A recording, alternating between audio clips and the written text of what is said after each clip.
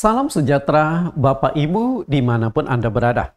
Senang sekali bisa berjumpa kembali dengan Anda semua melalui ibadah online yang kami pancarkan melalui link YouTube kami, Bible Teaching Mystery. Hari ini kita akan melanjutkan pembahasan kita dengan tema pelayanan. Namun sebelum kita masuk ke dalam pembahasan kita, terlebih dulu kita akan mendengarkan sebuah lagu dengan judul Kerajaan Tak Tergoncangkan. Saya memilih judul lagu ini karena judul yang akan kita kupas pada pengajaran hari ini adalah seorang pelayan yang bermental prajurit. Ketika kita berbicara prajurit, berarti kita sedang berbicara tentang negara, kita berbicara aparat, kita berbicara tentang kerajaan-kerajaan. Maka judul lagu ini cocok sekali dengan tema kita hari ini, yaitu pelayan Tuhan yang bermental prajurit. Mari kita dengarkan pujian penyembahan ini.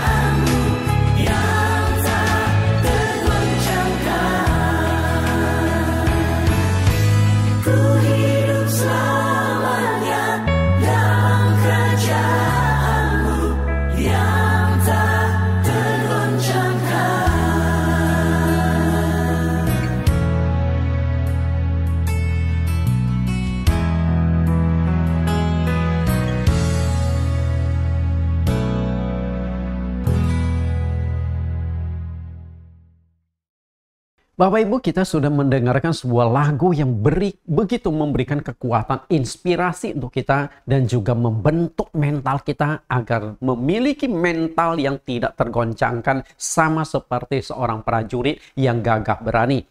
Sebelum kita masuk ke pembahasan kita, terlebih dulu kita akan berdoa, mohon Tuhan Yesus pimpin kita. Di dalam nama Tuhan Yesus kami berdoa, terima kasih Tuhan, Engkau tetap memberikan kesempatan, memberikan waktu kepada kami untuk kembali online. Melalui ibadah link YouTube pada saat ini, kami percaya penyertaan Engkau yang tidak terbatas akan Engkau berikan kepada kami. Engkau adalah Allah yang tidak dibatasi oleh ruang dan tidak dibatasi oleh waktu. Maka melalui ibadah jaringan udara, kami bisa bertemu di awan-awan, kami bisa selalu bersekutu di dalam kasih-Mu, walaupun kami dipisahkan jarak satu dengan yang lain, bukan hanya antar kota, bukan hanya antar provinsi, tapi juga antar negara. Kami siap belajar, kiranya Tuhan memimpin kami. Hanya di dalam nama Tuhan Yesus Kristus kami berdoa. Amin.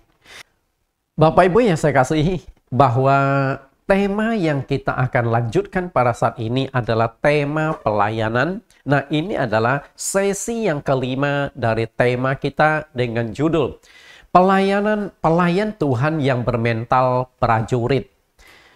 Karena itu tema hari ini cocok sekali untuk pelayan-pelayan Tuhan, untuk hamba-hamba Tuhan, untuk pengerja-pengerja gereja, supaya mereka memiliki mentalitas yang kuat di dalam pelayanan. Karena pelayanan adalah satu tantangan, pelayanan adalah satu perjuangan, satu medan pertempuran. Bukan hanya pertempuran menghadapi berbagai macam masalah, kesulitan, dan lain sebagainya. Tapi pertempuran yang kita hadapi adalah melawan kuasa-kuasa jahat, melawan iblis yang berusaha merintangi pelayanan kita untuk menangkan jiwa sebanyak mungkin.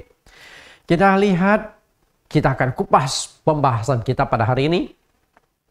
Menjadi seorang hamba Tuhan adalah suatu kemuliaan yang melebihi jabatan apapun yang ada di dunia. Karena pelayanan itu berarti Anda menjadi mitra kerjanya Tuhan. Sebelum Tuhan Yesus terangkat ke sorga, Dia berkata, "Pergilah, jadikan semua bangsa muridku." Dengan kata lain, Tuhan ingin agar semua bangsa di dunia, setiap orang di negara manapun mengenal Yesus Kristus sebagai Tuhan dan Juru Selamat pribadinya. Nah, pengenalan ini hanya bisa terjadi ketika kita memberitakan Injil. Karena itu, pemberitaan Injil adalah mega project milik Allah. Yang di sini mega project ini menuntut pengorbanan waktu yang begitu panjang, pengorbanan tenaga yang begitu besar, dan pengorbanan uang yang begitu banyak. Semuanya adalah pengorbanan. Dan pengorbanan inilah yang dituntut mentalitas yang kuat. Khususnya kita yang akan melayani pekerjaan Tuhan harus memiliki mentalitas sebagai seorang prajurit. Nah, menjadi mitra kerjanya Tuhan, Anda coba bayangkan deh. Ketika engkau bisa menjadi mitra kerja dengan seorang pejabat tertentu, bukankah sebuah kebanggaan?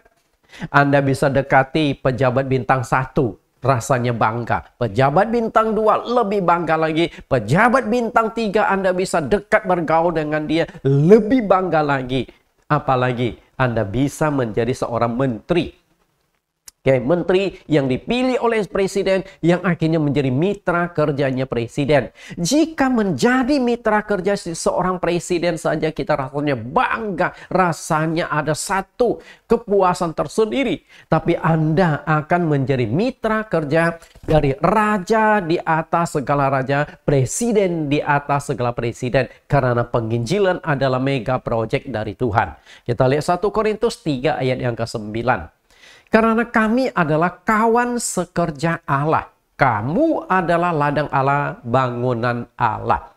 Bapak Ibu perhatikan.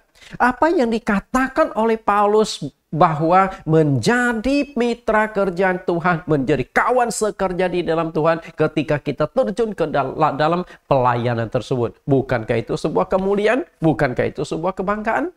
Karena itulah menjadi masalah kita sekarang adalah apakah Mentalitas kita sudah terbentuk sesuai dengan harapan Tuhan Yesus. Karena kita ingin jadi mitra kerja Tuhan, pasti Tuhan juga tidak sembarangan menjadikan kita sebagai mitra kerjanya. Seorang presiden, sebelum dia memilih menteri-menteri, pasti dia sudah incar. Pasti dia sudah perhatikan kapasitas orang-orang yang akan dipilih di dalam jabatan pemerintahan dia. Kalau seseorang tidak punya kapasitas, kalau seseorang tidak punya kemampuan, kalau seseorang tidak punya integritas dan mentalitas yang baik, bagaimana mungkin seorang presiden akan memilihnya?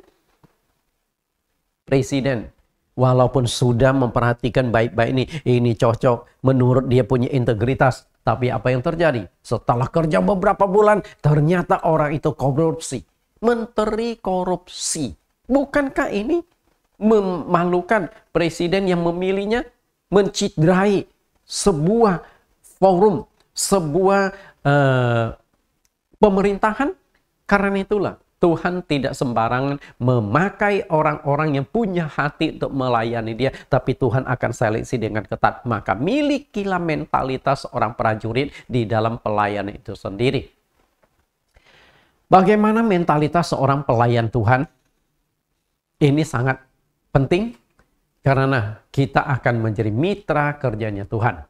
Banyak hamba Tuhan yang aktif dalam pelayanan. Khotbahnya berapi-api namun belum memiliki mentalitas sebagai seorang hamba Tuhan. Seorang yang khotbahnya kelihatan luar biasa. Seorang yang khotbahnya begitu menggetarkan. Seorang yang khotbahnya berapi-api. Belum tentu mentalitas itu kuat. Belum tentu. Karena mentalitas bukan ditentukan oleh penampilan dari seseorang. Rasul Paulus memberikan gambaran tentang mentalitas seorang pelayan Tuhan dengan membandingkannya dengan mentalitas seorang prajurit. Jadi kenapa seorang pelayan Tuhan dibandingkan dengan seorang prajurit? Pasti Tuhan juga ingin agar pelayan-pelayan Tuhan itu memiliki mentalitas sebagai seorang prajurit. Kita akan baca di dalam 2 Timotius pasal 2 ayat 3 sampai 4. 2 Timotius pasal 2 ayat yang ketiga. Ikutlah menderita sebagai seorang prajurit yang baik dari Kristus Yesus. Bapak Ibu, ikutlah menderita. Artinya, ketika engkau ingin menjadi pelayan Tuhan, mentalitas pertama yang dibentuk itu adalah engkau sudah harus siapkan dirimu. Siapkan mentalmu, siapkan fisikmu, siapkan perasaan dan pikiranmu untuk menderita. Ternyata menjadi pelayan Tuhan itu bukan enaknya. Kalau menjadi pelayan Tuhan itu enak, happy, hidupnya tenang, Anda dipertanyakan. Sebenarnya Anda pelayan Tuhan itu bukan. Karena seorang pelayan Tuhan berarti dia sudah harus siap mengalami penderitaan. Berbagai macam kesulitan, tantangan, dan berbagai macam hal dia harus hadapi. Itulah sebagai pelayan Tuhan. Pembentukan mental adalah hal yang sangat berat bagi seorang prajurit. Okay? Seorang prajurit. Karena prajurit ini memerlukan bukan hanya latihan fisik, tapi juga memerlukan latihan mental. Bayangkan ketika seorang prajurit yang memegang senjata, yang memegang senjata, mentalitasnya itu tidak dibentuk dengan baik. Orangnya emosional, sedikit-sedikit tersinggung. Ingat loh, senapan itu ada di tangan dia. Ketika dia tidak berhasil mengendalikan perasaan pikiran dia, begitu dia sedikit tersinggung, dia akan tembak orang, akan kacau. Maka pembentukan mentalitas seorang prajurit tersebut itu sangat-sangat penting. Jika mental tidak kuat, mental tidak siap, tidak akan bisa menjadi seorang prajurit. Saya banyak teman-teman tentara, saya banyak teman-teman yang dekat dengan saya sebagai pejabat, bahkan jemaat saya ada beberapa orang yang aktif di dalam dunia. Salah satunya adalah seorang Kolonel Sukarjohan. Nah, beliau ini adalah salah satu jemaat saya dengan jabatan kolonel. Beliau juga aktif di dalam pemerintahan sebagai seorang pejabat TNI. Nah, ini seketika beliau satu keluarga dibaptis di Ancol tanggal 3 September 2022. Beliau setelah menemukan link YouTube saya, tertarik dengan pengajaran-pengajaran saya, kemudian beliau hubungi, kemudian beliau minta dibaptis sesuai dengan apa yang saya ajarkan di dalam Alkitab. Sehingga mereka satu keluarga terbang dari Palangkaraya ke Jakarta ingin supaya mendapatkan baptisan yang sesuai dengan Alkitab. Karena itulah saya senang sekali bertemu dengan beliau. Saya kadang-kala suka berbincang-bincang bagaimana kehidupan dunia militer, bagaimana mentalitas dibentuk melalui ketentaraan. Selain itu, saya juga ada teman marinir. Ya, teman marinir yang bernama Mayor Edi Effendi. Nah, kalau kita lihat ini foto beliau dengan Pak Prabowo yang saat ini sedang dicalonkan sebagai salah satu kandidat presiden di Indonesia untuk pemilihan tahun 2024 ini. Nah, beliau ini adalah teman nyelamnya saya. Jadi saya itu banyak kenal marinir-marinir.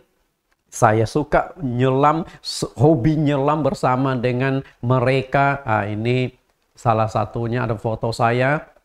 Anda lihat Pak Edi Effendi, di sebelahnya ada satu atlet nasional namanya Ko Asun. Nah, seorang atlet triathlon yang sering kami juluki sebagai manusia ikan. Nah, ini waktu kami nyelam di daerah Ujung Kulon. Nah, cukup menarik. Kami senang bisa bergaul, bisa berteman dengan mereka. Bahkan kami juga ketika di pulau suka latihan-latihan nembak. Nah, ini senapan benaran Bapak Ibu, bukan senapan main-mainan. Ini senapan ABRI. Ya, kami belajar bagaimana memegang senapan, bagaimana menembak, bagaimana akuratan di dalam menembak objek tertentu. Ya, kami dilatih, kami diarahkan supaya ya sedikit pengalaman dunia militer adalah. Oke. Kemudian, nah ini waktu ada di Pulau Tengah. Dulu Pulau Tengah ini punya Pak Hengki.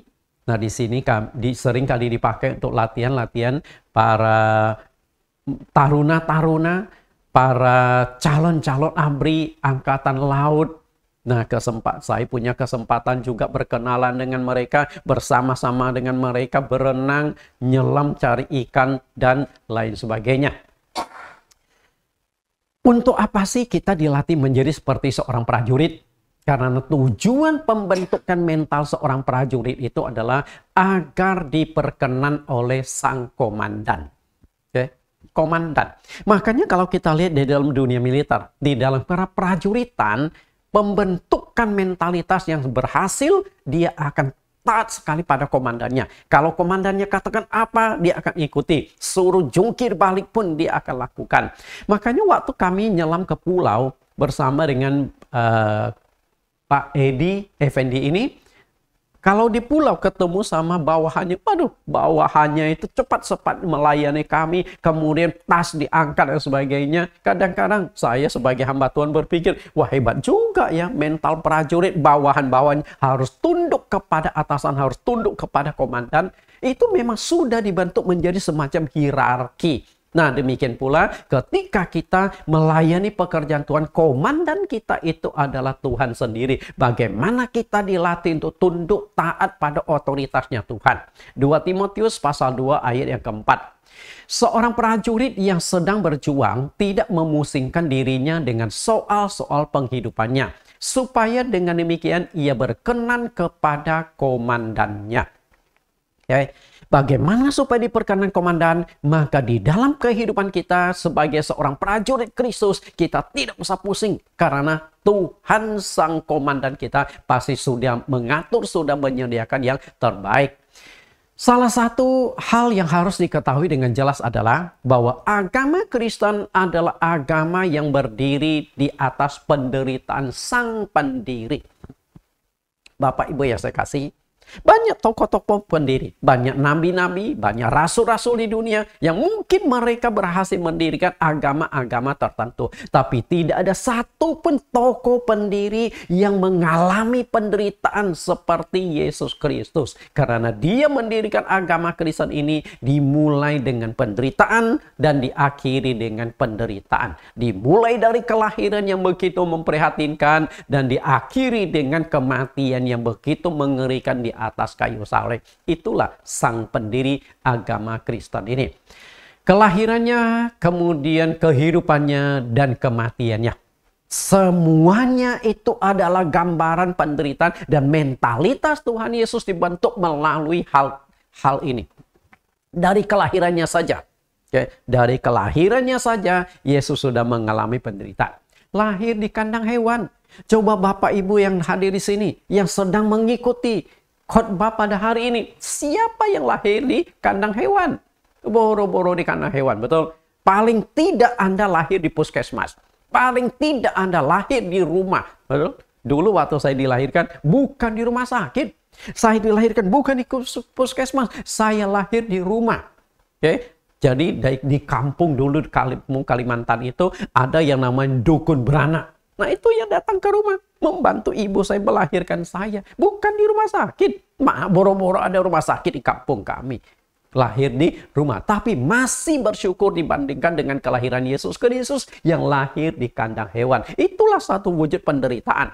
Nah kemudian sepanjang kehidupannya di dunia, Yesus pun mengalami berbagai macam tantangan kesulitan. Dari lahir dia sudah ikut seorang tukang kayu, bukan orang kaya, bukan orang terkenal, seorang tukang kayu yang kehidupannya sederhana. Karena itulah salah satu profesi yang dijalankan oleh Tuhan Yesus sebelum tampil adalah tukang kayu. Kemudian diakhiri dengan kematiannya di atas kayu salib. Nah semua ini Tuhan Yesus memberikan satu contoh pembentukan mental, pembentukan karakter yang begitu berat. Dari kelahiran, kehidupan, sampai kematiannya.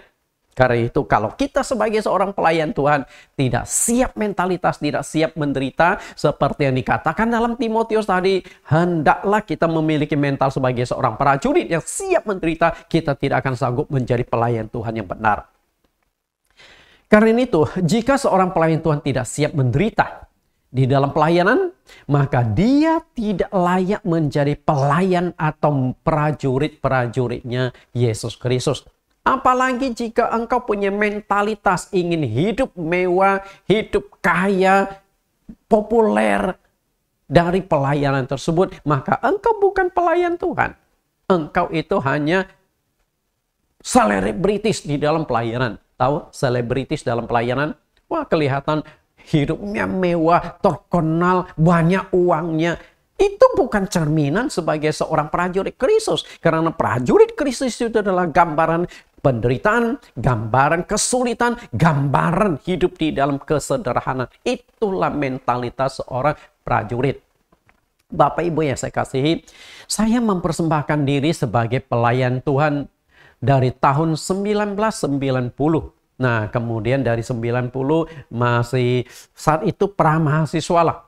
Saya akhirnya lulus di tahun 1992 dari STT Kanaan. Nah, setelah lulus dari teologi, kemudian saya praktek diutus oleh sinode pusat saya praktek lapangan di sebuah kampung kecil di Jawa Tengah, yaitu Sendang Coyok. Daerah Lasem, Sendang Coyok. Kalau Anda pernah dengar Rembang, kemudian dari Rembang lalu ada satu kota kecil namanya Lasem.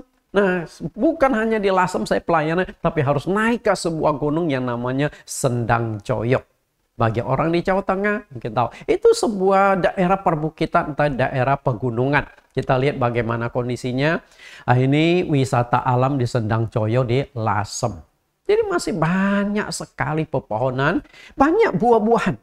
Ada terutama pohon mangga lah. Pohon mangga itu banyak sekali tumbuh di pegunungan tersebut. Sehingga kalau musim mangga tersebut di sana tuh mangganya murah-murah, berlimpah ruah. Nah, itulah daerah pelayanan saya. ketika jadi mahasiswa praktik dulu. Ini perjalanan menuju ke Sendang Coyo. Inilah jalan menuju ke Sendang Coyo, tempat pelayanan saya.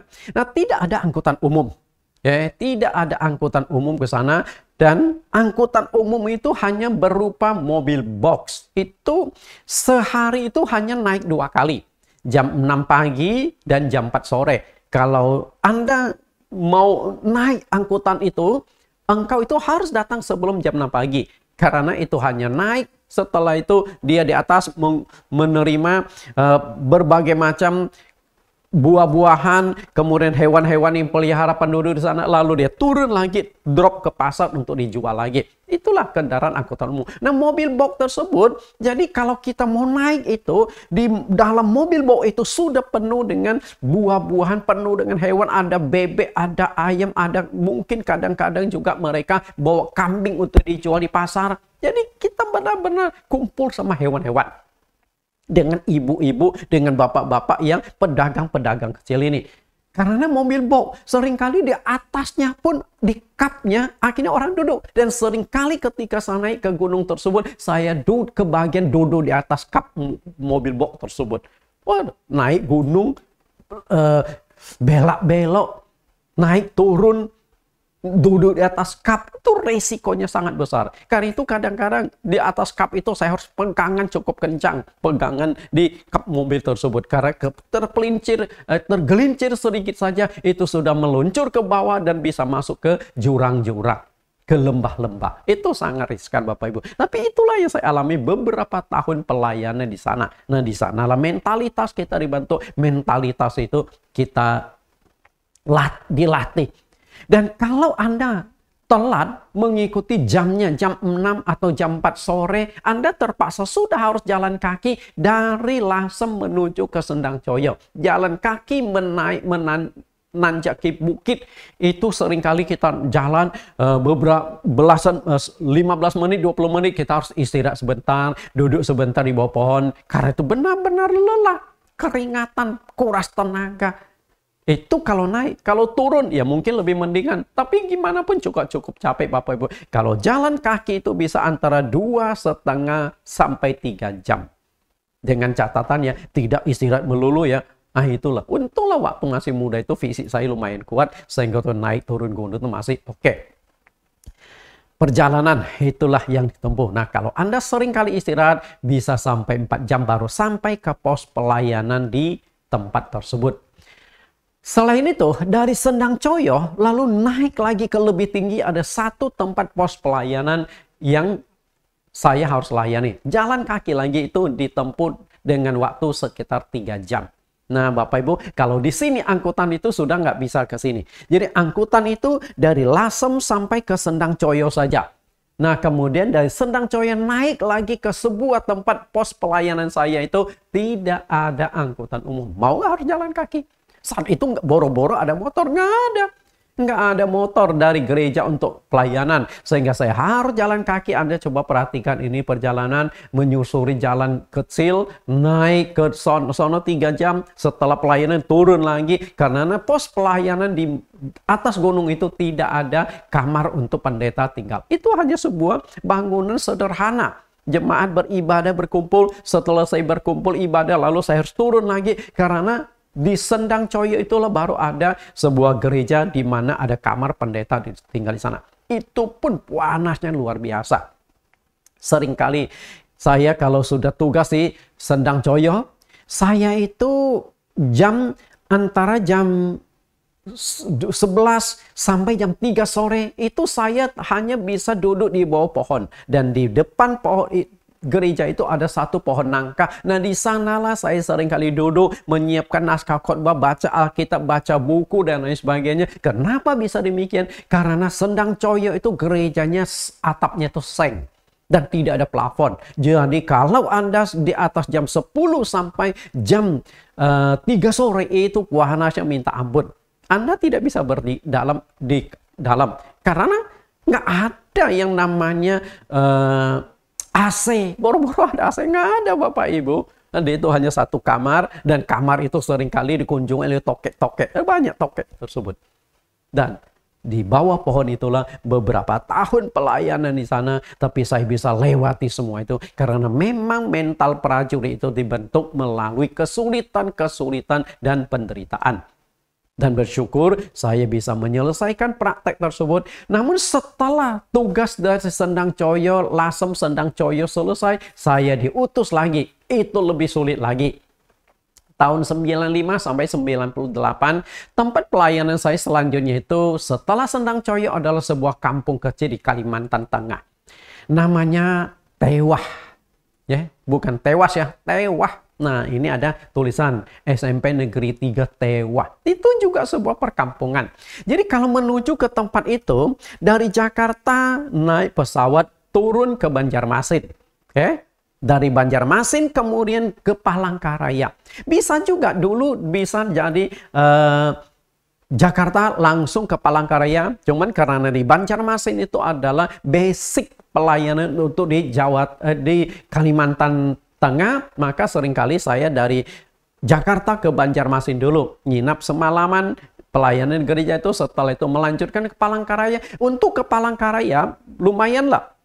Bisa naik pesawat, bisa jalan darat, sudah lumayan baguslah jalan. Lalu bisa juga jalan air, ada 3 kemungkinan. Tapi menuju ke Tewah, tempat pelayanan saya itu hanya satu-satunya jalan itu adalah jalan air. Jalan darat itu ada, tapi sangat-sangat sulit. Karena jalan itu masih berlumpur, apalagi musim hujan Anda tidak bisa bergerak. Inilah transportasi yang sering kali saya pakai menuju ke Tewah. Transportasi ini berupa speedboat, bisa muat sekitar 35 sampai 40 orang. Ini Anda perhatikan model speedboatnya tuh dia kecil tapi cukup panjang. Karena kecil, maka kalau kita duduk itu lutut kita tuh bisa ketemu sama lutut orang punya. Apalagi kalau kakinya panjang, jadi lutut ketemu lutut. Hanya di tengah-tengah ada satu sisa lorong kecil yang mungkin hanya untuk orang lewat pun susah. Bapak Ibu, bayangkan dari Palangkaraya menuju ke Tewah tempat pelayanan saya tersebut, perjalanan lewat speedboat minimal 6 jam. Jadi 6 jam itu harus duduk. Saya lihat Anda lihat saya. Tapi kan saling menatap. Karena berhadap-hadapan. Duduknya itu berhadap-hadapan. Kan nggak enak ya, terpaksa bisa merem. Kan tidak enak lihatin. Dia pikir naksir lagi, oke? Nah, atau kita arahkan pandangan kita kalau nggak ke belakang atau ke depan. Kan nggak mungkin ke depan terus. Nah, alternatifnya adalah merem saja. Dan sepanjang perjalanan itu arus kadang-kala kencang. Jadi speedboatnya tuh naik, dihempas-hempas. Bapak Ibu saya kasih. Nah kita itu waktu ke Tewah itu, perjalanan 6 jam itu hanya istirahat sekali. Kita istirahat untuk makan siang. Dan makan itu di rumah makan apung. Jadi di pinggir-pinggir sungai itu ada rumah makan yang dibangun di atas balok-balok kayu. Jadi restoran rumah makan itu bisa goyang-goyang ketika ada gelombang-gelombang kecil dari sungai tersebut. Sungainya cukup gede. Bisa sekitar 200 meter lebarnya. Nah, sepanjang sungai tersebut banyak sekali orang-orang yang sedot emas dengan mesin-mesin. Bapak Ibu saya kasih. Karena itu air sungai tersebut sebenarnya sangat kotor. Pernah satu kali ketika saya memesan makanan, saya saat itu pesan seekor udang gala. Di sana udang gala itu banyak. Dengan sepotong ikan gabus goreng. Ya lagi asik-asik makan. Kemudian pelayan itu menaruh sebuah gelas untuk mereka yang akan minum. Nah waktu saya makan kepingin minum, saya angkat gelas saya. Anda tahu nggak? Di bawah gelas itu ada ikan kecil lagi berenang. Saya kaget, waduh, ini waktu pertama saya pelayan di sana. Waduh, ikan kecil.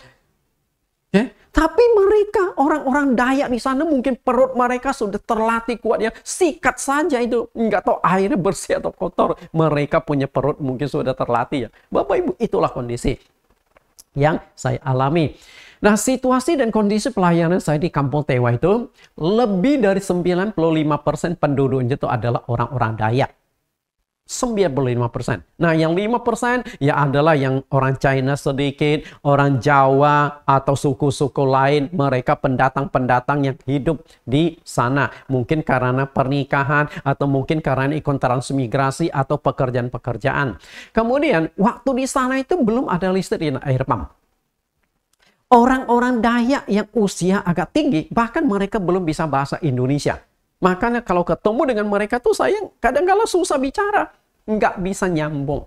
Karena saya nggak bisa bahasa Dayak. Dia bahasa Indonesia masih kurang lancar. Bapak Ibu yang saya kasih, tempat pelayan saya itu belum ada listrik. Cukup lama. Nah, belakangan baru listrik masuk. Tapi listrik pun hanya adanya malam hari. Siang hari nggak ada. Malam hari sekitar jam 6 sore mulai listrik datang. Dan pagi-pagi jam 4, jam 5 subuh listrik itu sudah padam lagi. Kemudian siang hari sehari itu tidak ada listrik. Itulah kondisi. Kemudian belum ada air pump. Jadi kalau mandi itu di sungai, jadi boleh dikatakan sungai tersebut sangat tercemar. Karena sepanjang perjalanan di sungai itu banyak orang yang sedot emas. Nah, selain itu untuk cuci, untuk mandi, maaf kata, untuk buang hajat, buang air kecil, buang air besar, semua itu di sepanjang sungai. Maka di sepanjang sungai itu banyak toilet umum. Bayangkan Bapak Ibu. Karena itu mandi di sungai. Makanya seringkali kalau saya mandi di sungai, lagi asik mandi, begitu kepala diangkat, di depan kita sudah ada balok kuning. Tahu balok kuning? Produksi orang kampung di sono. Waduh, begitu parah. Dan minumnya air apa? Air sungai itu. Jadi saya itu kadang-kala ambil air sungai itu beberapa ember. Nah, kemudian air sungai itu biarkan diendap dulu beberapa hari, kadang-kala seminggu. Setelah kotoran yang ngendap, baru kita pelan-pelan cedok di bagian atas, kita masak untuk kita minum. Itu benar-benar saya alami. Bapak Ibu yang saya kasih. Jadi airnya itu nggak usah pakai teh lagi, karena sudah warna teh. Itu yang saya alami beberapa tahun lamanya di sana. Nah, mandi cuci bayar atau di sungai yang warnanya agak coklat. Nah, jika terjadi kemarau, kesusahan air mineral botolan itu bisa mencapai puluhan ribu per liter. Karena transportasinya kan hanya bisa lewat jalur air, jalur sungai, maka barang-barang di sana itu cukup mahal. Air mineral. Satu botol yang 1,5 liter bisa puluhan ribu. Lebih mahal daripada bensin. Apalagi musim kemarau. Karena itu pernah satu kali terjadi musim kemarau. Kemudian air mineral mahal. Selain mahal juga agak langka. Sehingga mau minum air sungai itu di musim kemarau juga lebih kotor lagi. Sehingga saat itu saya pernah 1 minggu minum air kelapa. Nah, kelapa kan lumayan murah. Karena memang hasil dari tempat di sana. 1 minggu minum air kelapa. Masak air kelapa, minum pakai air kelapa. 1 minggu rasanya kaki sudah agak lemas karena tiap hari minum air kelapa. Bapak Ibu, itulah kondisi pelayanan yang saya alami waktu masih mahasiswa teologi, masih mahasiswa praktek. Saat itu bisa dikatakan pendeta pembantu lah. Orang-orang Dayak, kayak yang belum bisa bahasa Indonesia, karena itu adalah kampung Dayak, maka masih banyak sekali mistik, dukun-dukun ilmu hitam, terutama pendatang-pendatang baru itu juga harus dites dulu. Saya dapat cerita dan pernah juga saya alami, dapat cerita dari teman-teman pelayanan saya yang masuk ke pedalaman Kalimantan. Karenanya waktu sampai di pedalaman Kalimantan itu, yang mereka harus lakukan adalah mengunjungi kepala suku Dayak dulu. Waktu ketemu kepala suku itu akhirnya ya datang ke rumah saya disambut. Lalu disuguhkanlah sedikit makanan, kadang air minum. Dan Anda harus tahu, air minum, air putih yang disuguhkan itu kadang-kadang oleh kepala suku itu sudah dijampi-jampi, dimantrai untuk mengetes. Nah, ini kondisi yang harus hati-hati. Makanya, kalau Anda tidak minum air itu, Anda dianggap tidak menghormati kepala suku. Wah, itu bisa masalah. Tapi kalau Anda minum air yang disajikan itu, hati-hati. Air itu sudah dimantrai. Makanya, kalau Anda imannya tidak kuat, doa tidak kuat, setelah Anda minum, Anda akan jatuh sakit. Sang kepala suku mungkin tidak akan membunuh engkau, tapi dia akan tes engkau sudah siap belum tinggal di kampung ini? Kalau Anda setelah minum air ini Anda jatuh sakit, secara tidak langsung kepala suku berkata, Anda belum siap tinggal di sini, lebih baik Anda pulang saja. Itu yang terjadi. Dan itu saya alami Bapak Ibu. Tapi saya bukan disuguhkan minuman, tapi dites lewat cara lain. Yaitu saya kebetulan tinggal di sebuah rumah orang Dayak.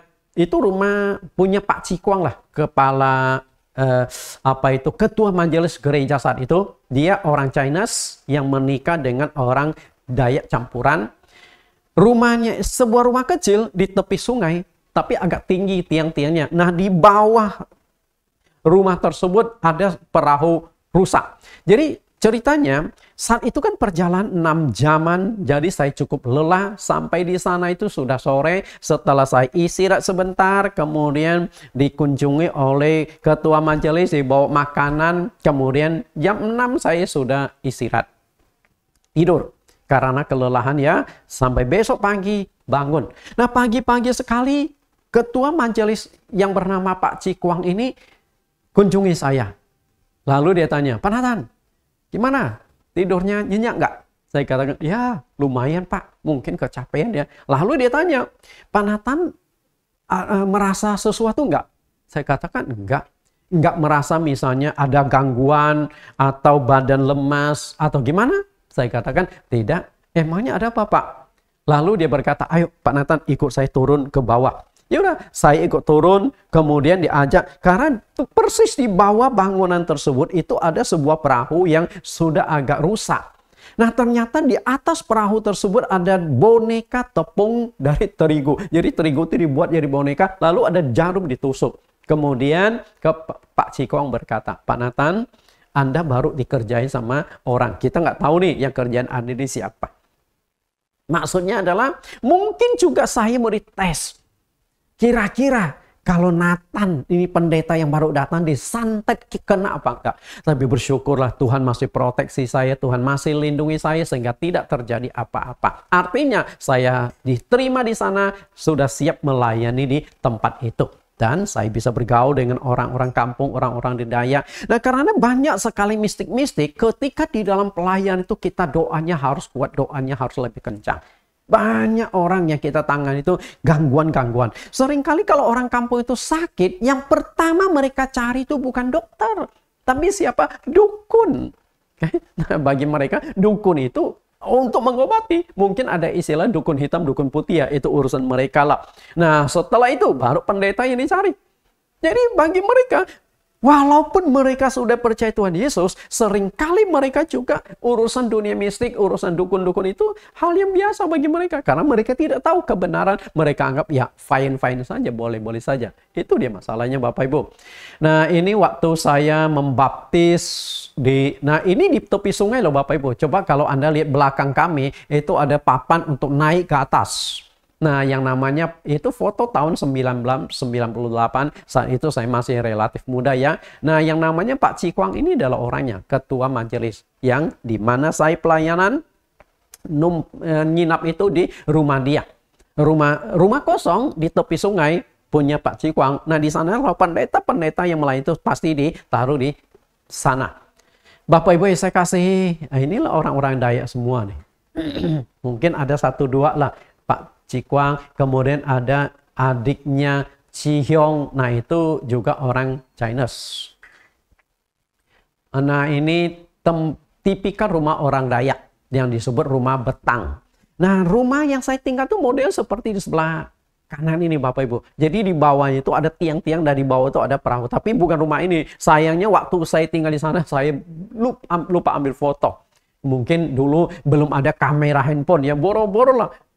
Handphone saja nggak ada zaman dulu Bapak Ibu, boro-boro mau kamera. Karena itu sebenarnya banyak kenangan-kenangan yang akhirnya saya tidak sempat abadikan karena keterbatasan dari teknologi seperti itu.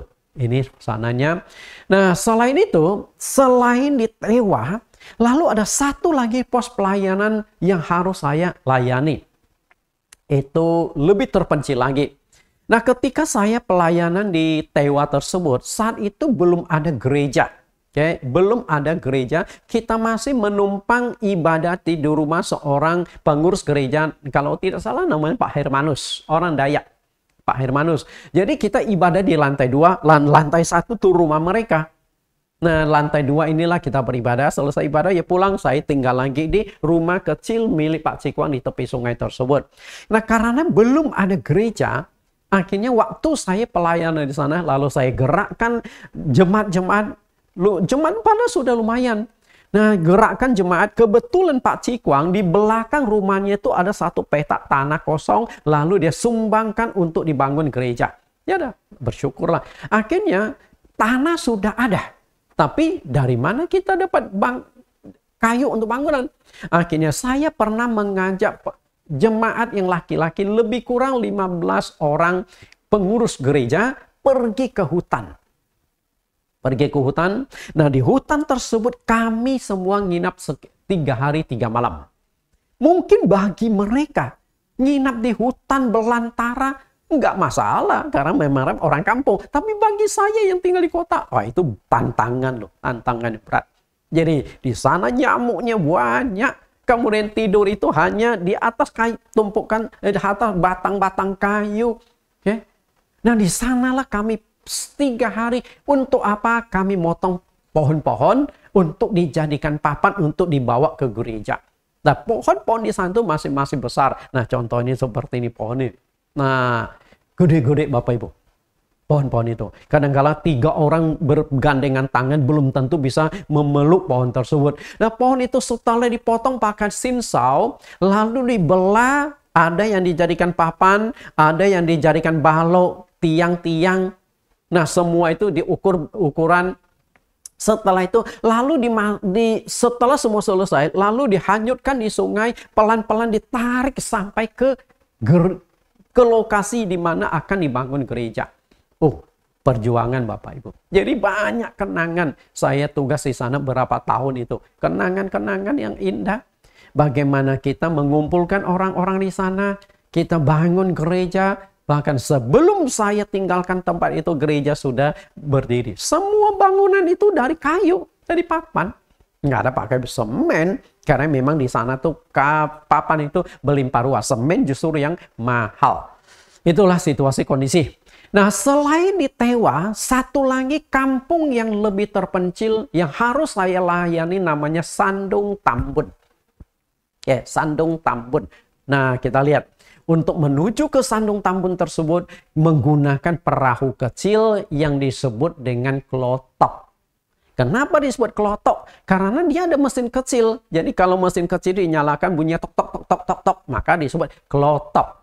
Nah, dengan perahu kecil itulah saya harus menyusuri sungai lagi selama perjalanan antara 3 sampai 4 jam untuk menuju ke satu kampung lebih terpencil. Daerah hutan itu di dalam pelayanan tersebut. Bapak Ibu, saat itu saya masih muda. Oke, jadi mungkin tidak masalah ya. Tapi kalau sudah umur segitu, kayaknya berat juga ke sana ya. Bapak Ibu saya kasih. Nah, lihat lagi. Untuk mencapai kampung Sandung dari Tewa, nah kemudian kampung pelayanan saya yang lebih terpencil namanya Sandung Tambun. Sudah tersandung tetap Tambun ya. Kami harus melewati arus yang deras dan melewati daerah curam dengan perahu kecil atau klotok itu. Kalau di musim hujan, itu arus sungai itu deras sekali. Bahkan klotok pun untuk naik belum tentu bisa melawan kuatnya arus tersebut. Makanya harus tunggu di mana tidak musim hujan dan air sungai itu tidak begitu deras baru bisa naik ke sana. Jadi tidak bisa setiap saat kita naik ke sana. Apalagi kita harus melewati medan-medan yang cukup berat. Nah, ini contoh lihat foto nih. Nah, perahu kami itu harus melewati ini, lalu sampai di kondisi demikian perahu itu harus ditarik ke atas melewati tempat yang agak tinggi tersebut. Nggak gampang Bapak Ibu. Itu kalau nggak kuat mental, wah berat nih.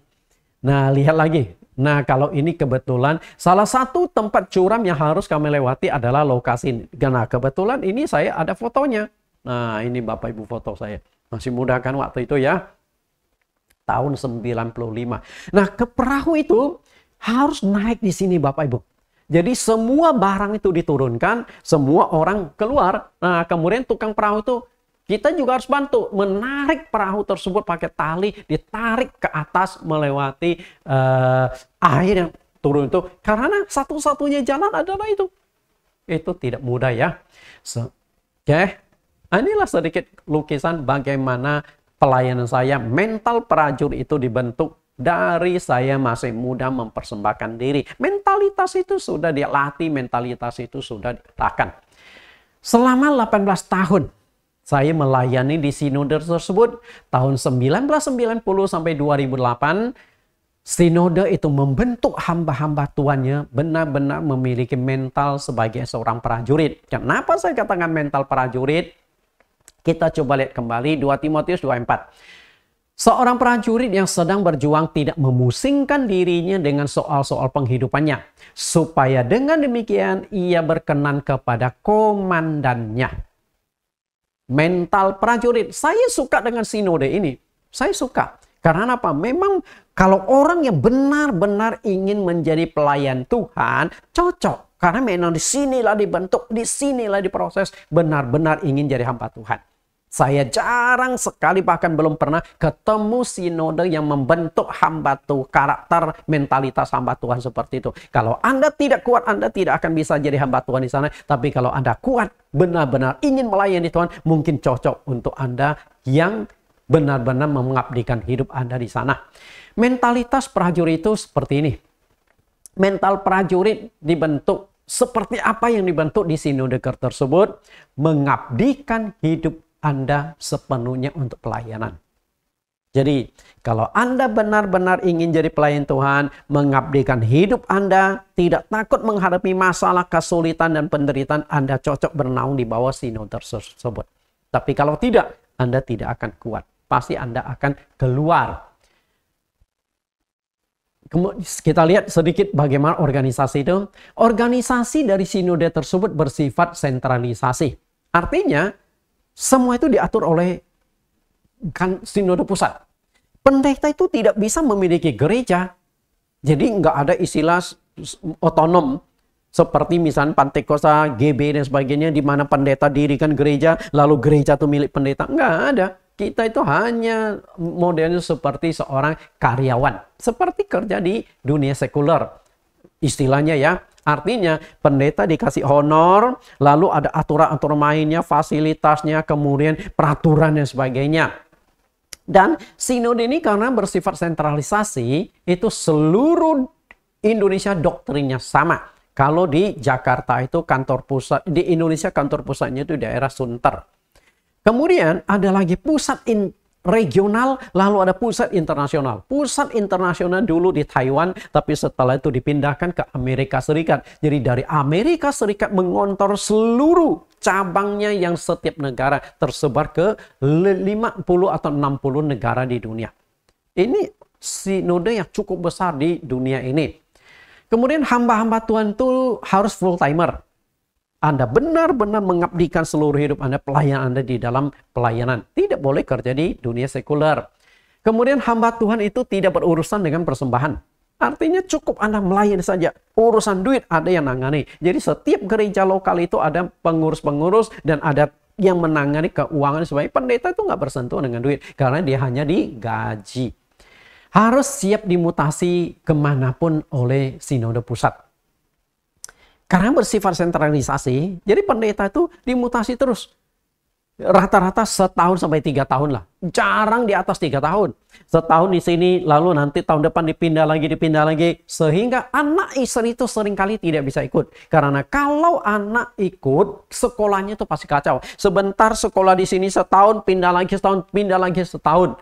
Maka itu seringkali kebanyakan mereka pendeta-pendeta yang punya anak istri itu tinggal di satu kota, kemudian pendetanya yang seringkali bolak-balik cuti. Berapa lama cuti? Jadi setahun itu, sebulan itu cutinya 4 hari. Oke, dipotong perjalanan. Jadi perjalanan nggak hitung. cuti 4 hari. Jadi 4 hari Anda kunjungi anak istri. Setelah 4 hari lewat, Anda harus segera cepat-cepat kembali lagi ke tempat pelayanan. Saya melayani di sana tuh 18 tahun lamanya. Jadi itulah mentalitas. Itulah mental sebagai seorang prajurit. Kemudian mengabdi, setelah mengabdikan diri di gereja sinode tersebut, Anda layak pensiun setelah berusia 50 tahun pelayanan. Jadi 50 tahun melayani, Anda boleh ajukan pensiun. Kalau misalnya Anda waktu melayani sama muda, mungkin pensiun bisa lebih mudah. Tapi kalau Anda masih merasa kuat, masih mau melayani, ya boleh melayani. Tapi paling tidak kalau umur 50 tahun, nah Anda juga harus pensiun. Walaupun belum mencapai usia 50 tahun pelayanan itu sendiri. Nah itulah suka duka di mana sinode yang saya layani pada saat itu. Tuhan Yesus menghendaki pelayan-pelayan itu memiliki mental seperti seorang prajurit. Siap mengorbankan waktu, tenaga, uang keluarga. Bahkan bila perlu nyawanya sekalipun. Itu yang hendaki. Kita lihat ada orang yang ingin menjadi pelayan Tuhan dan Tuhan Yesus ingin bentuk mentalitas orang tersebut. Lukas pasal 9 ayat yang ke-57. Ketika Yesus dan murid-muridnya melanjutkan perjalanan mereka, berkatalah seorang di tengah jalan kepada Yesus, "Aku akan mengikut engkau kemana saja engkau pergi." Bapak Ibu perhatikan apa yang diucapkan oleh orang yang ingin mengikut Tuhan, ingin menjadi pelayan Tuhan. Lalu bagaimana tanggapan Tuhan kalau kita lihat seakan-akan orang ini mentalitasnya sudah lumayan bagus. Lumayan bagus karena dia berkata, "Aku siap mempersembahkan diri, aku siap menjadi pelayan engkau, kemanapun engkau pergi aku akan ikut." Tapi Anda harus tahu, Tuhan Yesus tidak langsung, "Oke, ayo mari ikut saya." Tidak, tapi Tuhan ingin membentuk mentalitasnya lagi lebih baik. Kita lihat apa yang dikatakan Tuhan melalui dialog tersebut bahwa mentalitas itu sangat dibutuhkan di dalam pelayanan. Ayat 58. Yesus berkata kepadanya, "Serigala mempunyai liang dan burung mempunyai sarang. Tetapi anak manusia tidak mempunyai tempat untuk meletakkan kepalanya." Bapak Ibu perhatikan jawaban Yesus kepada orang yang mengatakan, "Aku akan mengikut engkau kemanapun engkau pergi." Kalau kita lihat kelihatan motivasinya, semangat, mentalitas sudah siap untuk dipakai Tuhan. Tapi Tuhan mengatakan, engkau melayani itu untuk apa? Kalau engkau melayani karena mencari popularitas, sorry, anak manusia hidupnya hidupnya sederhana. Kalau engkau mencari kenikmatan, mencari kekayaan, sorry, anak manusia, aku tidak punya apa-apa yang bisa aku berikan kepadamu. Sehingga Yesus berkata, serigala itu punya liang loh. Burung punya sarang. Artinya serigala dan burung tuh punya rumah loh. Punya harta loh. Punya kekayaan loh. Tapi aku tidak punya apa-apa. Untuk meletakkan kepalaku pun aku tidak punya bantal. Kan Yesus pelayanan penginjilan keliling kan. Numpang sini, numpang sana. Kalau ada uang mungkin nginap di penginapan. Mungkin hotel saat itu belum ada kali ya. Bapak Ibu yang saya kasih. Inilah tantang. Nah, setelah mendengarkan perkataan Yesus, serigala punya liang, burung punya sarang, tapi aku tidak punya apa-apa yang bisa aku berikan kepadamu sebagai imbalan engkau sudah melayani aku. Apakah engkau siap? Nah, saya tidak tahu nih, orang yang satu ini apakah tetap mengikut Yesus dalam pelayanan atau akhirnya pergi? Mentalitas ini dibentuk benar-benar. Artinya ketika engkau ingin menjadi pelayan Tuhan, mentalitasmu sudah harus siap menghadapi masalah, kesulitan, dan penderitaan. Lalu kita lihat ada orang yang kedua nih, yang ingin melayani Tuhan juga. Lukas 9:59. Lalu ia berkata kepada seorang lain, "Ikutlah aku." Kalau tadi orang pertama yang inisiatif ingin melayani Tuhan, itu keinginan pribadi. Dan saya tidak tahu apakah keinginan pribadi masih berlanjut atau tidak. Setelah Tuhan Yesus berkata, engkau melayani aku tidak bisa memberikan apa-apa. Kamu siap menderita bersama dalam pelayanan? Nah, kalau setelah dia dengar bahwa Yesus tidak bisa memberikan apa-apa untuk dia, apakah dia masih berlanjut atau tidak? Saya tidak tahu. Karena mungkin dia melihat Yesus tuh dikelilingi banyak orang. Mungkin dia pikir Yesus banyak duit yang bisa kasih honor ke dia. Tidak, bukan seperti itu. Nah, orang kedua adalah sekarang Tuhan yang aktif. Tuhan yang pilih, Tuhan yang panggil orang itu. Dan waktu Tuhan panggil supaya menjadi pengikut Yesus, menjadi pelayan Tuhan, orang ini jawabnya apa? Tetapi orang itu berkata, izinkan aku pergi dahulu menguburkan ayahku. Rupanya, orang yang dipanggil Tuhan satu ini, dia sedang berduka cita. Dia sedang mengalami kematian ayahnya, bapaknya. Dan bapaknya belum dikubur. Dia hanya minta izin supaya bapaknya tuh dikubur dulu. Nah, setelah kubur baru ikut Tuhan Yesus. Bagaimana reaksi Tuhan? Kita lihat Bapak Ibu. Menurut saya, apa salah dengan permintaan orang ini? Salah nggak dia minta? Izin aku kuburkan ayahku dulu. Nah, setelah itu baru akan ikut. Menurut saya ini tidak salah loh Bapak Ibu.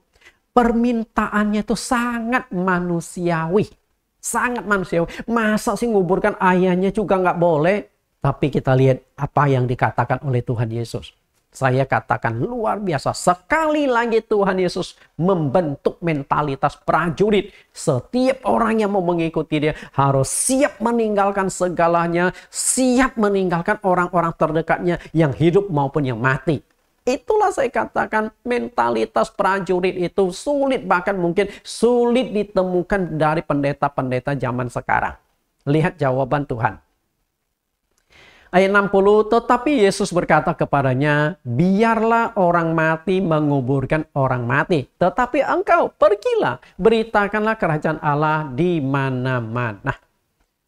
Bapak Ibu, setelah saya baca yang di sini, lalu saya coba ukur diri saya. Yang sudah 30 tahunan mempersembahkan diri. Mungkin mentalitas saya pun belum sampai di sana. Katakanlah mentalitas saya sampai di sana. Apakah anak istri mentalitasnya juga sampai di sana? Tidak mudah. Jadi kalau Anda hamba-hamba Tuhan yang mendengarkan khotbah saya hari ini, setelah mendengar dan melihat apa yang dikatakan Tuhan Yesus ini, coba kita introspeksi. Betulkah kita sebenar-benar sudah jadi seorang prajuritnya Kristus?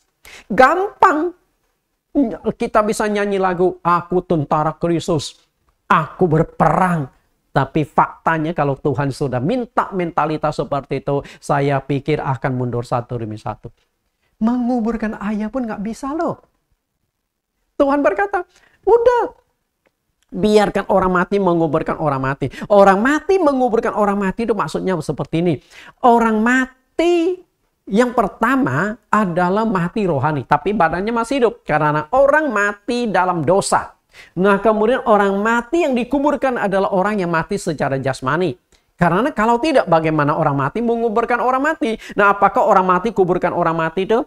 Mayat ditaruh di kuburan, setelah itu kita ramai-ramai kabur. Lalu tengah malam teman-temannya yang sudah mati duluan pada keluar dari kuburan, lalu menguburkan teman yang baru datang. Kalau nggak hati-hati kan kita kesannya seperti itu. Orang yang mati rohani menguburkan orang yang mati secara jasmani. Artinya di sini Tuhan itu menekankan nyawa orang yang masih hidup yang perlu diselamatkan. Karena setiap orang bisa mati. Nah kalau yang sudah mati nggak usah pusingkanlah. Tapi yang masih hidup selamatkan mereka. Tuhan Yesus memegang kesempatan untuk menyelamatkan jiwa-jiwa yang belum percaya kepada dia. Oke, saya tidak tahu nih. Apakah orang yang satu ini tetap mengikuti Tuhan? Pasti dia akan berpikir, waduh ternyata ikut Tuhan begitu parah ya. Sampai menguburkan bapak dulu juga nggak boleh ya. Di mana rasa berbaktinya aku? Wah kalau gitu saya nggak siap ikut Tuhan. Lalu orang ketiga datang. Dan seorang lain lagi berkata. Nah ini inisiatif dia juga. Jadi melayani Tuhan ini ada dua tipe orang. Tipe pertama adalah inisiatif keinginan kita. Dan kedua adalah Tuhan sendiri yang memilih dan memanggil. Orang ketiga berkata, aku akan mengikut engkau Tuhan. Tetapi izinkan aku. Oke? Dia ingin jadi pelayan Tuhan. Tapi dia minta satu syarat. Syarat itu menurut saya itu sangat sederhana dan sangat logika. Bisa diterima akal sehat. Tapi bagaimana tantangan Tuhan? Kita lihat permintaan dia. ingin melayani Tuhan dan permintaan atau syarat dia itu sangat sederhana. Apa syaratnya? Izinkan aku pamitan dahulu kepada keluargaku. Ini kan seharusnya betul. Zaman dulu kan nggak ada handphone. Berangkat dulu nanti WhatsApp atau telepon. Sorry nih, saya ikut pelayanan bersama dengan Tuhan Yesus nih. Jadi dia pulang dulu, pamitan baik-baik kepada keluarganya, supaya kan nggak tahu-tahu aja hilang kan. Pamitan, oh aku mulai sekarang mempersembahkan diri atau ikut pelayanan bersama Tuhan Yesus. Jadi kalian sudah tahu kemana aku pergi. Karena zaman dulu kan komunikasi tidak seperti sekarang.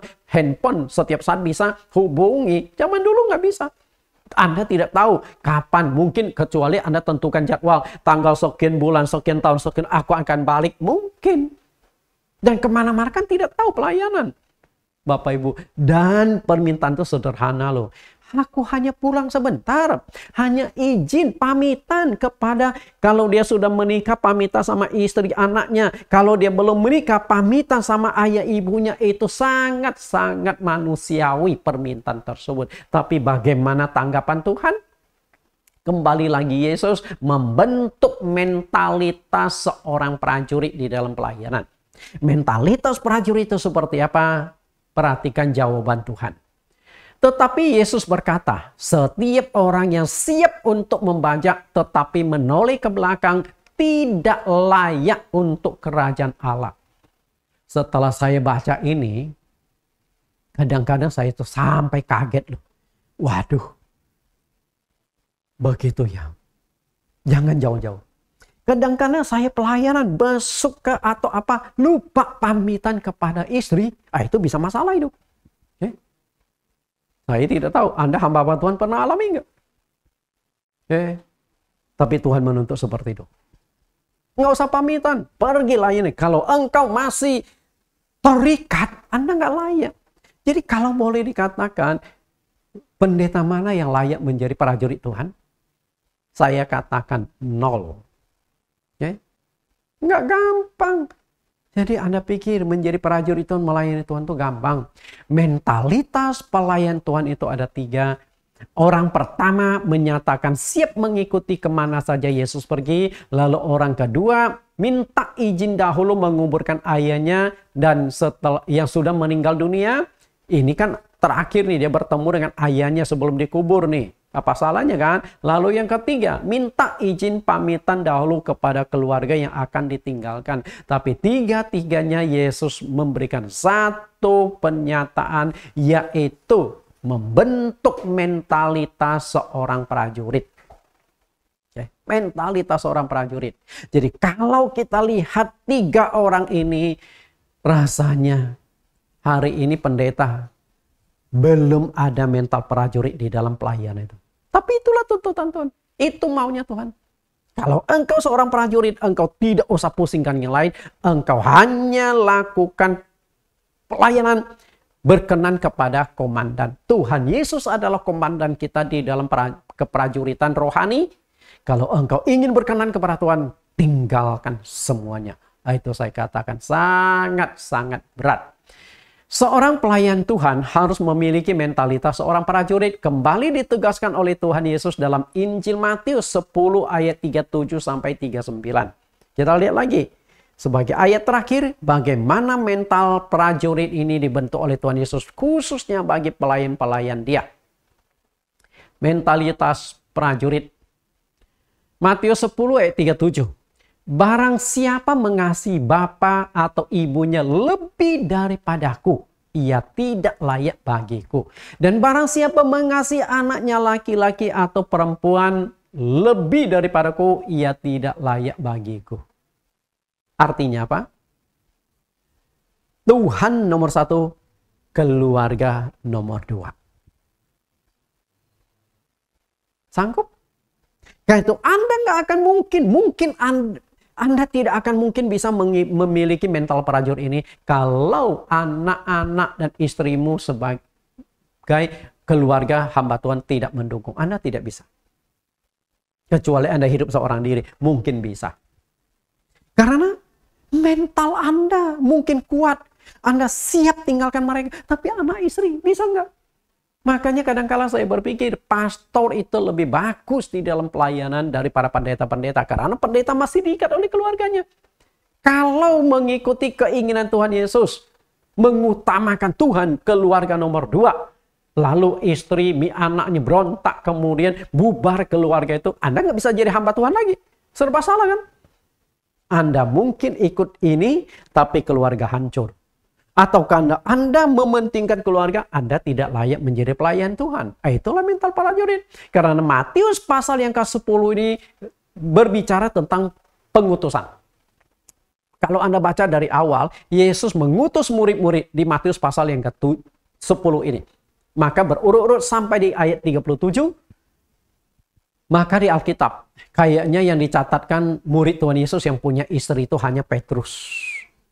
11 rasul, tidak ada catatan apakah dia menikah atau tidak. Kalau tidak menikah mungkin cocoklah seperti yang dituntut Tuhan. Tapi kalau mereka menikah, berat. Saya katakan berat. Jadi boleh dikatakan mental prajurit itu adalah tuntutan dari Tuhan. Lalu ayat 38, barang siapa tidak memikul salibnya dan mengikut aku, ia tidak layak bagiku. Mengikut Tuhan pikul salib. Pikul salib itu menunjukkan beban, kesulitan, tantangan. Termasuk juga menghadapi istri, menghadapi anak yang harus kita tinggalkan. Artinya mereka itu dikorbankan di dalam pelayanan kita. Mereka siap nggak terima itu? Kalau mereka tidak siap terima itu, Anda juga nggak mungkin jadi prajurit Kristus. Tapi disinilah tantangan yang paling berat bagi seorang pelayan Tuhan. Ayat 39, barang siapa mempertahankan nyawanya, ia akan kehilangan nyawanya. Dan barang siapa kehilangan nyawanya karena aku, ia akan memperolehnya. Berlanjut, bukan hanya anak istri keluargamu engkau harus tinggalkan, menomorsatukan Tuhan. Bahkan dirimu sendiri pun ketika nyawamu akan diambil Tuhan, engkau juga harus siap. Makanya di ayat 39, siap nggak hamba Tuhan untuk mengorbankan nyawanya? Nah, kalau hamba Tuhan belum siap mengorbankan nyawanya, Anda itu bukan pelayan Tuhan. Di Jakarta ada beberapa pendeta besar. Kaya, banyak umatnya. Kemana-mana ada bodyguard, ada pengawal. Nah, kenapa perlu pengawal? Ya mungkin takut nyawanya terancam. Karena sudah banyak duit, sudah terkenal. Mungkin banyak orang incar dia. Bapak Ibu yang saya kasih, kalau sudah perlu pakai pengawal, berarti kan Anda takut kehilangan nyawa. Mungkin gitu ya. Bapak Ibu yang saya kasih di dalam Tuhan, apakah hamba-hamba Tuhan saat ini masih punya mentalitas seorang prajurit setelah mendengarkan khotbah saya? Kalau belum, mari kita sama-sama belajar. Tingkatkan mentalitas kita di dalam pelayanan agar kita berkenan kepada komandan kita. Sebagai bagian terakhir, kita akan melihat sebuah cuplikan video. Video berikut ini adalah terjadi di India, bagaimana seorang bapak mempertahankan imannya layaknya seperti seorang prajurit. Demi mempertahankan imannya, dia sudah kehilangan anak-anaknya dibunuh. Akhirnya istrinya juga dibunuh. Hanya ingin mempertahankan imannya. Inilah prajurit sejati, prajurit yang berani mengorbankan segalanya untuk Tuhan. Mempertahankan apa yang dia yakini. Kita lihat video ini, mengikut Yesus itu sebuah keputusanku. Bahkan sampai dibuatkan sebuah judul, sebuah lagu, Follow Jesus. Mengikut Yesus itu keputusanku. Tuhan Yesus berkati.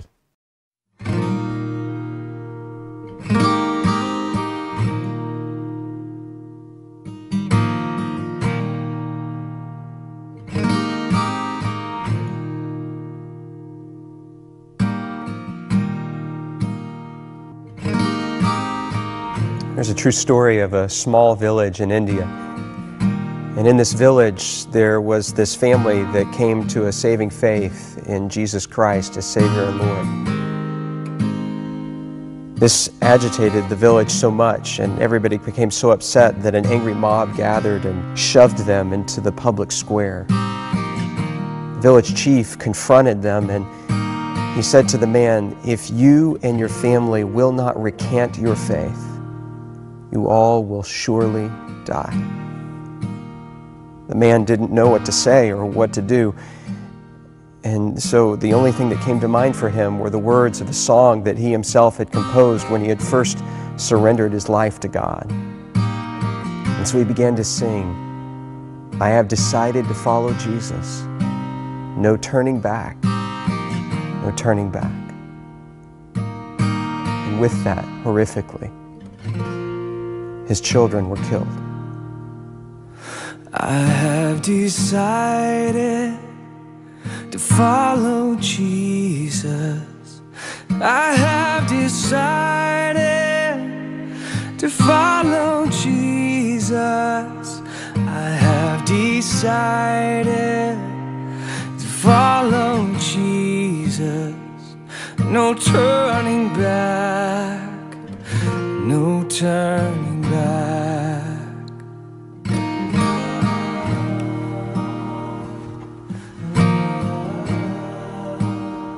He was given another chance, this time with his wife's life on the line. And yet he continued to sing, "Though none go with me, still I will follow. No turning back, no turning back." Though none go with me, still I will follow. Though none go with me, still I will follow.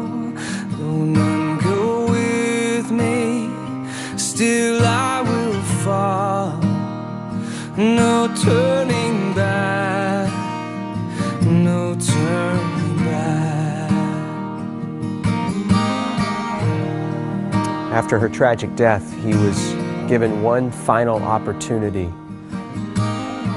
this time to save himself. And yet he continued to sing. Cross before me, the world behind me. The cross before me, the world behind me. The cross before me, the world behind me. No turning back, no turning back.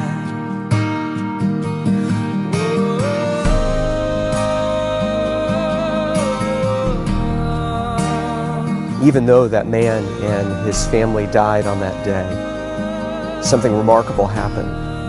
A seed was planted in the heart of that village chief, a seed that began to grow over time, and eventually he called the community together in that very same neighborhood, in that very same square, and he renounced his former faith and declared his allegiance to Jesus Christ. And a celebration broke out in that moment, and the gospel began to flourish and to grow in that community, not just in that village, but across the whole region, because they had seen real faith, and they knew the true character of God because of a family that believed and sacrificed, even under the penalty of death.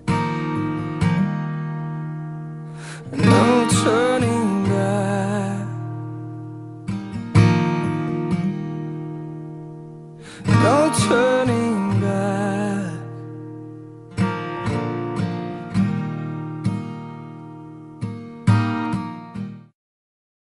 Bapak Ibu, kita sudah melihat cuplikan video tadi. Sebuah video yang memberikan kekuatan inspirasi untuk kita. Dan semoga video sebagai penutup tersebut menambah kekuatan iman kita. Bahwa kita harus memiliki mentalitas seorang prajurit baru berkenan di hadapan Tuhan. Kita berdoa. Di dalam nama Tuhan Yesus Kristus kami berdoa, Tuhan. Setelah kami mendengarkan khotbah hari ini, menjadi introspeksi yang begitu mendalam bagi kami. Ini adalah sebuah cerminan, khususnya 3 orang yang ingin menjadi pelayan Engkau, tapi Engkau menantang dan membentuk mentalitas mereka. Apakah siap meninggalkan segala-galanya? Apakah siap menghadapi penderitaan, tantangan dan kesulitan? Jika tidak siap, maka ia bukan hanya tidak layak menjadi prajurit-prajurit Tuhan, prajurit yang berada di medan peperangan, prajurit yang memberitakan Injil keselamatan Tuhan. Ajarlah kami memiliki hati yang siap berkorban dan taat tunduk sepenuhnya pada komandan kami, Yesus Kristus. Supaya kami layak, supaya kami diperkenan di dalam pelayanan. Tuhan, kami masih jauh sekali dari apa yang Engkau harapkan. Namun, kami punya hati pelan-pelan belajar bagaimana kami hidup berkenan di hadapan Engkau. Semoga hamba-hamba Tuhan yang mendengarkan khotbah hari ini, pelayan-pelayan Tuhan, apakah itu pengerja, pengurus gereja, majelis, guru sekolah minggu, penginjil, kami belajar bagaimana mental dan karakter kami dibentuk agar kami layak menjadi pelayan-pelayan Engkau. Di dalam nama Yesus Kristus kami berdoa. Amin. Bapak Ibu, kita akan mendengarkan sebuah lagu Hidup dalam Kemenangan. Seorang prajurit hanya ada satu kata, menang dan menang. Sehingga dia menjadi pemenang di dalam pertempuran.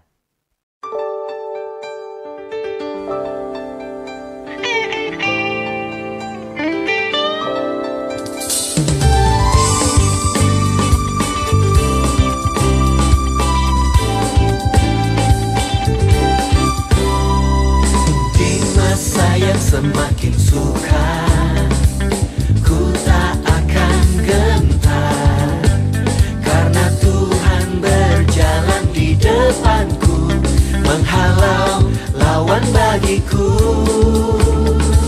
Sekalipun 1000 rebah, ku tak akan goyah, karena Tuhan berjalan di sampingku, menopang dengan kuasa-Mu.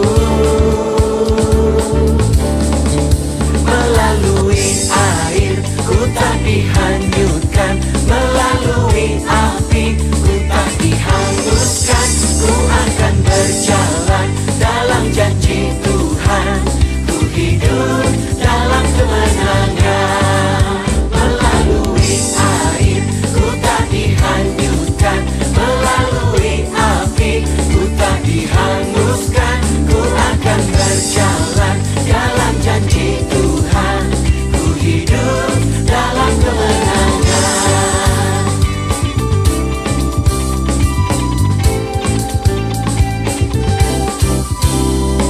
Sekalipun 1000 rebah, ku tak akan goyah, karena Tuhan berjalan di sampingku, menopang dengan kuasa-Mu. Melalui air ku tak dihanyutkan, melalui api ku tak dihanguskan. Ku akan berjalan dalam janji Tuhan, ku hidup dalam kemenangan.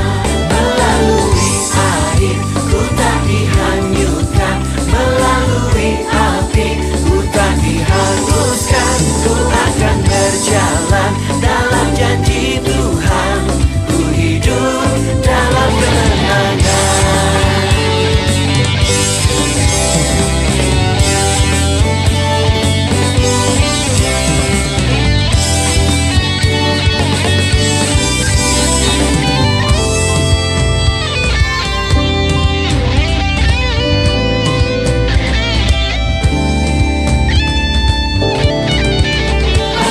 Melalui air ku tak dihanyutkan, melalui api ku tak dihanguskan. Ku akan berjalan dalam janji Tuhan, ku hidup dalam kemenangan. Melalui air ku tak dihanyutkan, melalui api ku tak dihanguskan. Ku akan berjalan dalam janji Tuhan, ku hidup dalam kemenangan. Ku hidup dalam kemenangan. Ku hidup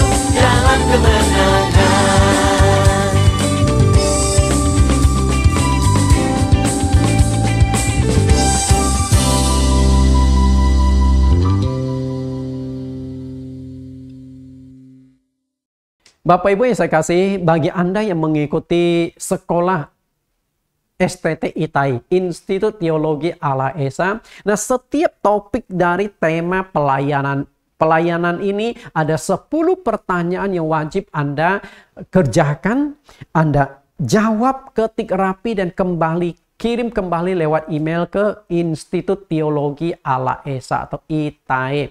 Kita lihat 10 pertanyaan ini. Topik yang kelima, pelayan Tuhan yang bermental prajurit. Pertanyaan pertama, menjadi seorang pelayan Tuhan adalah sebuah kemuliaan yang melebihi jabatan apapun di dunia. Mengapa bisa demikian? Yang kedua, tuliskan teks ayat Alkitab bahwa seorang pelayan Tuhan harus memiliki mental seperti seorang prajurit. 3. Apa tujuan pembentukan mental seorang prajurit bagi seorang hamba Tuhan? 4. Mental prajurit juga terbentuk dalam diri Yesus Kristus melalui 3 tahapan. Sebutkan ketiga tahapan tersebut. Kelima, menurut 2 Timotius pasal 2:4, bagaimana mentalitas seorang prajurit Tuhan dalam hal kehidupan ekonomi? Karena salah satu tantangan yang paling berat bagi hamba Tuhan adalah masalah ekonomi. Yang keenam, mentalitas pengorbanan dalam hal apa saja yang Tuhan kehendaki dari seorang prajurit yang ingin menjadi pelayan Tuhan. 7. Apa tanggapan Tuhan Yesus terhadap orang pertama yang mau mengikutinya sebagai pelayan dalam Lukas 9:57-58. Yang kedelapan, apa permintaan orang kedua sebelum memutuskan menjadi pelayan Tuhan dalam Lukas 9:59-60. Yang ke-9, apa permintaan orang ketiga sebelum memutuskan untuk menjadi pelayan Tuhan di dalam Lukas 9:61-62. Pertanyaan terakhir, seorang pelayan Tuhan harus memiliki mentalitas prajurit. Kembali ditegaskan oleh Tuhan Yesus dalam Injil apa, pasal dan ayat berapa, tuliskan teks ayat tersebut. Silakan jawab lalu kembalikan ke STT ITAI. Tuhan Yesus berkati.